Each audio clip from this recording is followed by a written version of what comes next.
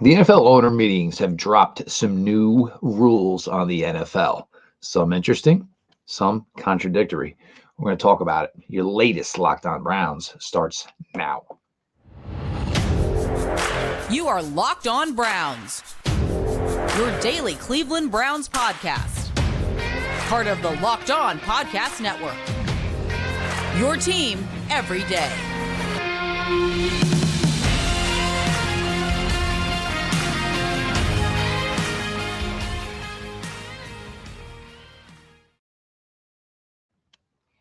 Welcome back, my friends, to the show that never ends, your daily delivery of all things Dog Pound LGB on the LOB, the Locked On Browns podcast, brought to the Locked On Podcast Network, your team every day. Your host, Jeff Floyd, and I appreciate all of you who make Locked On Browns your first listen every single day. The everyday crowd keeps growing. Join the everyday crowd. Subscribe to Locked On Browns YouTube channel. The show is always available. It's always free wherever you get your podcasts. Today's episode is brought to you by FanDuel. Make every moment more. Right now, new customers get $200 in bonus bets with any winning $5 bet. That's $200 if your bet wins. Visit FanDuel.com/locked-on to get started. Hello, everybody, and sorry, a little time away here. Mrs. just need a little recharge as she's hopefully getting ready to go back to her normal life. Anybody who's been around, obviously the everydayers know I appreciate everything. But Mrs. L needed me, and that's where obviously I had to be. NFL owners meetings, and the new rules here, and some things. It's great. Some things for the change of the game. Some things certainly seem, in my opinion, very, very contradictory. The hip drop tackle. Look, I get it.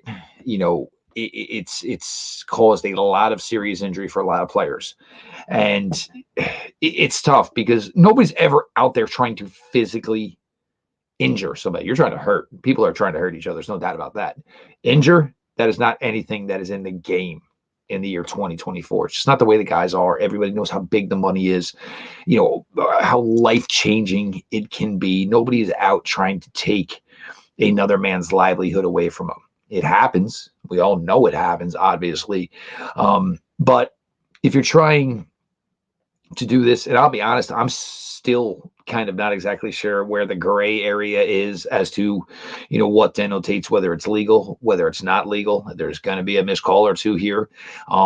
There's just going to not be enough of a trial run here for officials to be able to give this, the correct call. And it's going to suck from that aspect because it's probably going to cost somebody a game this year where the officials just weren't exactly sure what the hip drop tackle rule is. And they either ruled in favor that it was or in favor that it wasn't. And, it's something, it's going to be a work in progress. There's no question about that.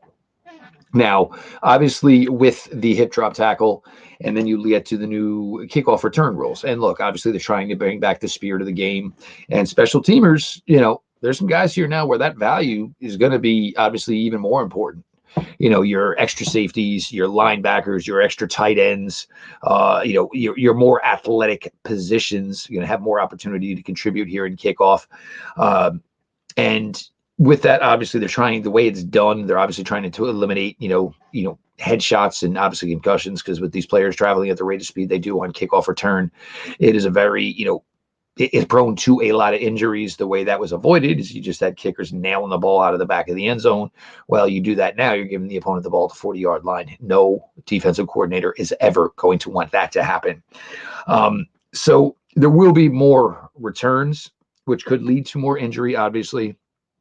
But the way it's going to be handled as far as the way the blockers drop and when the contact can be initiated, the NFL feels that it'll be probably safer for players, in the long run. Again, it's going to be weird to monitor this because it's not going to change the way teams do business in preseason. Nobody's going to risk their stars while trying to understand how kickoff return works. So, as we see the way it works in preseason, it's most likely going to involve players who most likely are not going to be on the team, come the regular season. But and again, it's truly difficult to see it all take place. There are some examples of this from the XFL. I think we're going back to like 2020 or whatever.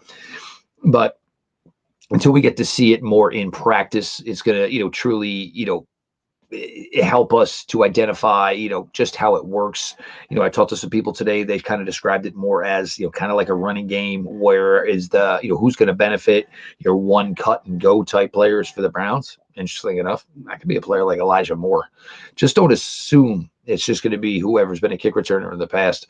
But from people I've talked to, they thought this could be something that it could appeal to a guy like Elijah Moore. Now, here's some of the contradictory stuff. We're worried about player safety, trying to pick up the kick return game and trying to do it in a safer manner and eliminate injuries. The NFL is going to play on Christmas Day. And look, the NFL is going to play on Christmas Day for the rest of eternity. It's just the way it is. It is a money day. They know people are home. People will always find a way to watch.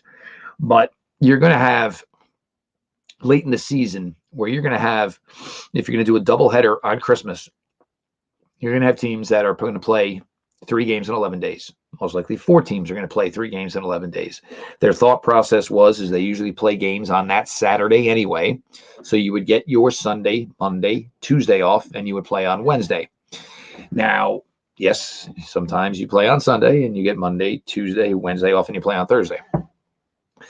I don't consider playing on Saturday a short week, so to speak, like it is playing on Thursday. But you're going to have teams late in the season playing 3 games in 11 days. I don't want to hear how we're so controlled and so trying to control and so trying to prevent and so trying to make sure that our athletes are at their best peak position. So that's why we're changing the kickoff rule. That's why we're changing the hip drop tackle rule. But by all means, weeks 15, 16, and 17, we can have teams play 3 games in 11 days. Look, it'll always be about the dollar. The NFL will always chase every red cent they can. I get it. I know it. And look, I'll be sitting there on Christmas Day just like everybody else, making sure I'm catching 6 hours of a doubleheader. So that, those teams, whoever the 4 teams are that play in Christmas, the goal is that those 4 teams basically split it up and they're playing the Saturday before. But at the end of the day, it's contradictory. It's, what you're trying to say is you think it's safer for players, but then it's always about the money in the end.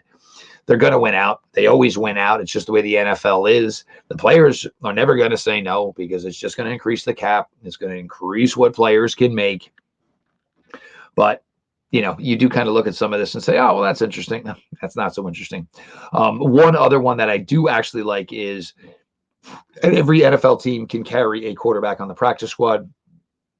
That quarterback is eligible to suit up and be a part of the roster every single Sunday. There is no managing your roster. So yes, he's a practice squad player, but he's an automatic call-up on game day. I always like this just from, hey, if I have a third quarterback and I'm winning big and he's an inexperienced guy, that's perfect opportunity to maybe get him some reps. Most teams don't do that. They don't take their starters off the field. They wouldn't even not give their backups the reps. But hey, if you're a team trying to develop somebody and you got a big lead, why wouldn't you give it a shot? But a lot of rule changes for the NFL coming out of the owners' meetings. My thoughts there. We are 1 month away from the 2024 NFL draft. We're going to talk a little bit about that in segment 2. Everybody stick around.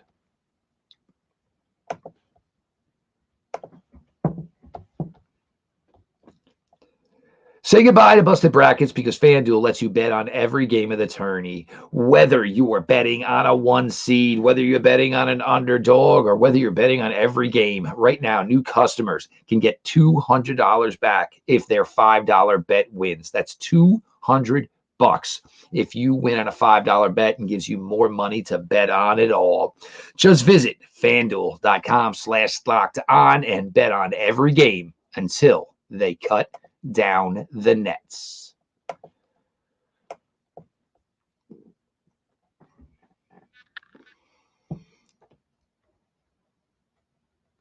I am your host, Jeff Floyd, your latest Locked On Browns. I appreciate everybody who makes Locked On Browns their first listen every single day. If you're not part of the everyday crowd by now, make a new plan, stand, subscribe to the Locked On Browns YouTube channel. The show is always available. It's always free wherever you get your podcasts.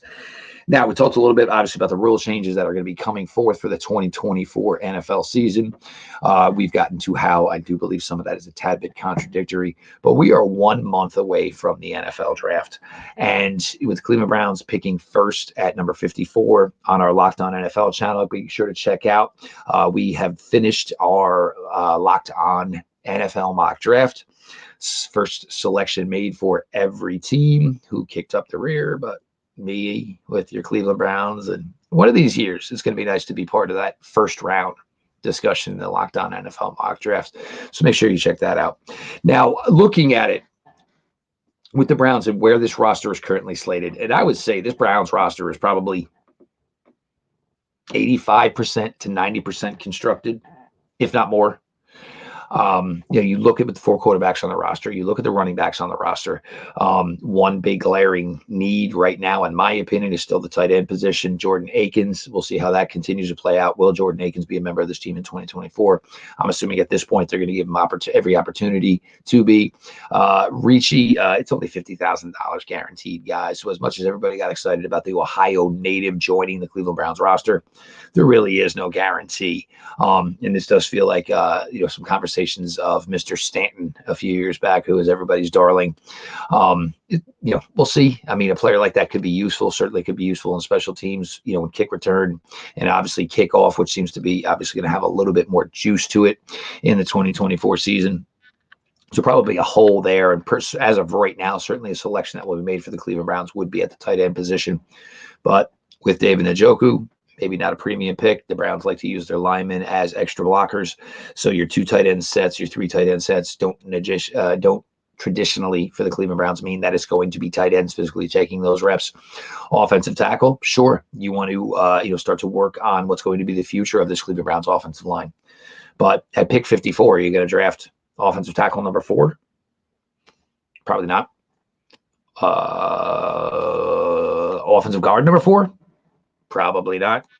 So, there's probably a position that's not going to be taken at 54. You look at D end, and obviously with Miles, of course, with Zadarius, with Ogbo, with Alex Wright, with McGuire, even old Isaiah Thomas from 2 years ago still on a roster here.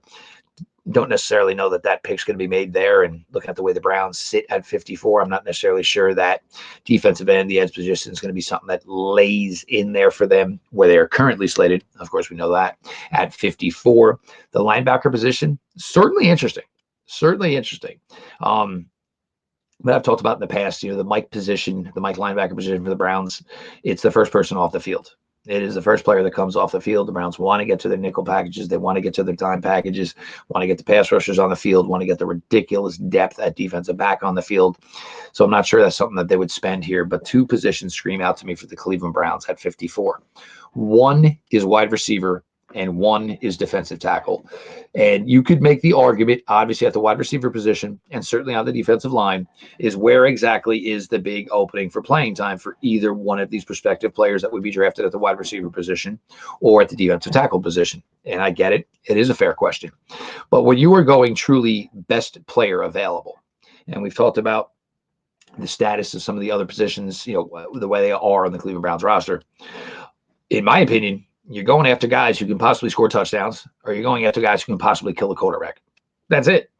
You know what I'm saying? It just seems simple to me. So if there was a wide receiver the Cleveland Browns were in love with that fell to 54, or one they did not expect to be there at 54, Keon Coleman, or a defensive tackle that can truly fit like a hand to glove to a Jim Schwartz defense, Mike Hall Jr. out of Ohio State University. Now you start to, as we get closer and closer, now you start narrowing things down. And you've seen a lot of information put out. Jack Duffin is always fantastic with this from the OBR, but now you're starting to get more of the national guys where they start to talk about guys' age. They don't want to do this up until it gets closer and closer. People tell me all the time what a great linebacker Peyton Wilson is from North Carolina State. Well, the Browns are not going to spend the number 54 selection on a guy who will be 24 years old. You have the data. Look it up. They will not draft that player due to his age at that position. It's simple. It's not even a question. It's a foregone conclusion that they will not do that. So you get to the wide receivers, and obviously a lot of these guys, as far as their age, match up. The Browns want these guys, between 21. It's okay if they're 22 by the time the season starts, but that is usually the Browns' sweet spot. Defense, so obviously Keon Coleman falls into this. Mike Hall from Ohio State falls into this. So the Browns kind of have to keep that in mind along with everything else. And, these player boards, and we talked about it the other day with Brent Sobolewski, these player boards, everybody says, oh, here's 300 guys. And there's no NFL war room is like that. It's just not. There's teams that'll tell you we had 75 guys on our draft board. Browns only right now are slated to have 5 selections. So do they make all 5 selections? Probably. Do they make a little bit less and maybe work towards next year's capital? I'm not sure. Are they going to take more out of this class? I don't see that. I just don't. Could they trade down, gather a pick, and then maybe get a future pick, but still select 5 in this draft? That is certainly something that I do see coming. But, I'm looking for players in the defensive tackle position. And now, you look at what is there. Dalvin Tomlinson, obviously, only guy slated, besides the way Shelby Harris' contract is worded. And Ika, obviously, to truly possibly be in contention to be on the 2025 man roster. That will obviously, contingent on, Dalvin Tomlinson's season, how well he plays. I think the expectation of what Dalvin Tomlinson could do and was going to do for this team in 2023 was overblown. So I feel like some people maybe feel like Dalvin Tomlinson underachieved in 2023 when I don't believe he did. I just think people didn't exactly understand that he was going to kind of be the glue and the anchor here. And it wasn't going to be so much fanfare. I think people got confused by the money that was given to Dalvin Tomlinson, and he's earned it and he did his job. But I think people confused that and equated that it was going to be more production. It's just not necessarily Dalvin Tomlinson's game. But you re-signed Maurice Hurst, you re-signed Shelby Harris, and of course you brought in, Quentin Jefferson. But almost all of these guys, most likely right now, are not slated to be on the 2025 man roster. Now I'm getting a lot of feedback, obviously, with people talking, well, Siaki Ika's there. It was a top 100 pick a year ago. Couldn't even really sniff the field and didn't play very well when he was on the field in 2023. It would have to be a big, big leap for Siaki Ika to be a part of this Browns defense and in the rotation in 2024. So every time I bring up the name Mike Hall, people want to bring up the name Siaki Ika. It's not personal, but it's just, the Browns are so limited as far as roster space and who they can keep and who they cannot. So with this being a shallow defensive tackle class, the Browns could be in the ability, the position of where they really like Mike Hall, or say it's another defensive tackle. Oh, but Siaki Ika is on the roster. Okay, then I'll take a phone call, or I'll take several phone calls on Siaki Ika and a possible day 3 pick in the 2025 NFL draft. There's guys who have contracts with the Cleveland Browns, and there were guys who were picked and drafted still under those rookie contracts. The Browns do not have the ability to guarantee you your rookie contract like they did in the beginning of this regime in 2020. It's time where it's not going to be about next year. It's going to be about now. And if you're not ready to contribute now, they're going to reset the clock and go draft somebody else to play that position. And hopefully that player will push for playing time quicker than the guy he is going to replace. So that would be my scenario of a Mike Hall replacing a Siaki Ika. We're going to continue here. Your latest Locked On Browns, your host, Jeff Lloyd. I appreciate each and every one of you.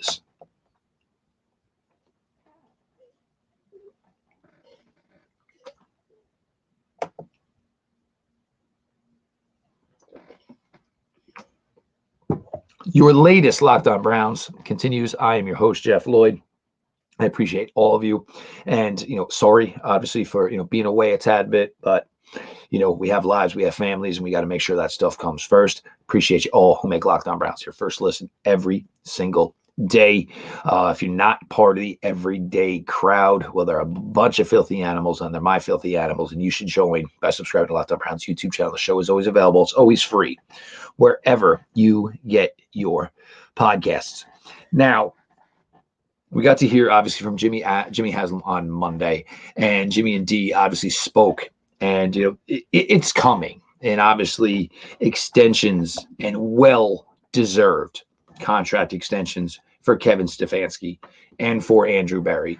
And now I talk about this on social media, and I'm just generally excited.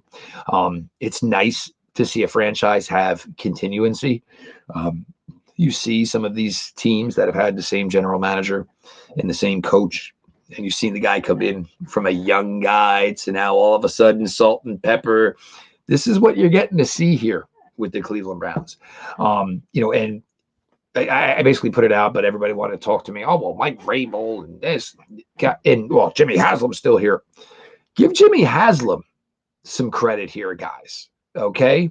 Jimmy Haslam gave the keys to this organization to Andrew Berry and Kevin Stefanski. And these guys have, since the return, obviously, have made this a team that has been somewhat in contention in some years, but very much in contention in other years. 2 playoff berths over 4 years. These guys came in with what their plan was, how they were going to attack free agency, how they were going to attack the draft, how they were going to develop players. And these guys have kept the line moving for 4 years straight. Maybe Jimmy Haslam was always all hands in. Yes, because it was a veritable blank show. That is why Jimmy Haslam, the businessman, and always thinks he's smarter than everybody else in the room. In many cases, he is. Not necessarily in football terms, of course.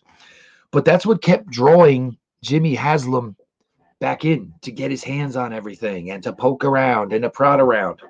But when you have guys who were collegiate players, who were very intelligent guys, who came off of obviously solid collegiate educations, a guy like Kevin Stefanski, who has been around professional sports since he was a young kid, Andrew Berry, who was, obviously groomed and spent time and then went to the Eagles organization. So whatever he didn't learn from the Browns organization, he went and learned under one of the absolute best in Philadelphia, and then got his opportunity to start running with the Cleveland Browns. The extensions are coming. They're deserving. And for anybody who wants to bring up the name Mike Vrabel, if Jim Schwartz has a great year and gets a head coaching opportunity, maybe you have your defense coordinator in Mike Vrabel. And if Mike Vrabel gets a head coaching opportunity, maybe you still have Jim Schwartz. You are doing a friend a favor, but also you're doing a favor for yourselves. That is why Mike Vrabel is here. To talk about the stadium. Now, look, I'm not going to get into the money aspect of it. I don't live in Ohio, so therefore it doesn't affect me financially. So all of you people who listen to this, most of you do. So I don't want to get into a talk of monetary, because if somehow it was affecting my bottom line, I could understand, and I would probably be a little bit upset myself. But if we're talking about putting $1 billion into the stadium you already have, or going outside of Cleveland a little bit and building that dome, which will provide more revenue, which will provide more opportunity, which will provide a venue that can be used as many days a year as you choose. Obviously, certain things like drawing a WrestleMania, drawing an NCAA Final Four, drawing an NCAA Women's Final Four, which is in Cleveland this year, of course. I've heard tickets are skyrocketing with the potential of Caitlin Clark coming to Cleveland for the Final Four. But everybody, well, football is an out. Look, man, you get any person who ever played football, and you ask them if they want to go play in that weather the Browns played in 2 years ago on Christmas Eve against the New Orleans Saints, or they want to walk in the stadium and it's 69 degrees every single day. Football players, like, playing in the snow is fun. But even if it's like 32 degrees and it's just snowing, but it's not freezing nasty cold, go talk to the Chiefs fans who sat out there for that playoff game to the point where they're literally losing parts of their body. It just makes more sense to build a dome. And look, things change. We get smarter as the years go on. The dome is more beneficial. The dome can do more for you. So go ahead and make it happen with the dome. Nick Chubb is apparently starting to gravitate to starting to do some load management running. And again, none of us know. None of us know a timetable. And, Pete Smith actually put out, we'll see in December. And, that's 14 months. Okay, so 7 months per knee surgery recovery. It's not a terrible idea. I'd say maybe, Election Day, which is when the new trade deadline is going to be. The trade deadline is pushed back 1 week, by the way. I'd say somewhere around Election Day, maybe we start to get a little better idea when Nick Chubb is actually going to physically take snaps in the season. It's not It's not an easy thing that Nick's going through, and I have to go through a catastrophe of an injury twice in less than a decade. It's just bad news, and you feel absolutely terrible. If anybody can handle it, it is Nick. If anybody can mentally handle it, it's Nick. This team needs him. This team missed him a ton last year. There's a lot of times I sit back and think, man, what would this Browns team done in 2023 if they had Nick Chubb the entire way? But the key is when Nick Chubb does come back, he's good to go. And the Browns got to be careful with him. That's why all the running backs are brought in. Don't be surprised if they draft one. I don't want to hear anything about Naheem Hines and Dante Foreman. If the Browns draft a running back, either in the second or the third round, one of those guys most likely is not making the final 53. So just go ahead and keep that one booked. So we've gotten to, obviously, the NFL owners meetings would have led to a lot of rule changes. Some of them make sense. Some of them are fun. Some of them also are very, very contradictory. Getting closer and closer to the draft. I've missed you guys. I've missed talking draft. My wife doesn't want to, so I had to find some way. So a lot of text messages with friends. And, of course, your latest news here on, of course, the futures of Andrew Berry and Kevin Stefanski, the future of Nick Chubb, and what the Browns' eventual plan is going to be as far as a new football stadium. New dome, not renovated. No. I am your host, Jeff Floyd. I appreciate you all for making Locked On Browns your first listen every single day. The everyday crowd, we need more of you. Subscribe to Locked On Browns YouTube channel. The show is always available. It's always free wherever you get your podcasts. This has been your daily delivery of all things Dog Pound. LGB on the LOB. Let's go Browns.